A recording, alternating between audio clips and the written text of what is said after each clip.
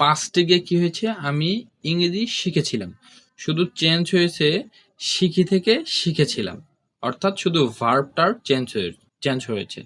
এবং আমরা জানি টেন্স চেঞ্জ হয় মূলত ভার্ব চেঞ্জ হওয়ার মাধ্যমেই। তুমি যদি ভার্বকে চেঞ্জ করে দাও তাহলে সেটা টেন্স চেঞ্জ হয়ে যাবে। অর্থাৎ তুমি টেন্স যদি চেঞ্জ করতে চাও তাহলে তোমাকে ভার্ব চেঞ্জ করতে হবে। সাবজেক্ট অবজেক্ট এগুলো চেঞ্জ করার দ্বারা ভার্ব চেঞ্জ হয় না, এটা বাক্যের অর্থ চেঞ্জ হয়ে যেতে পারে।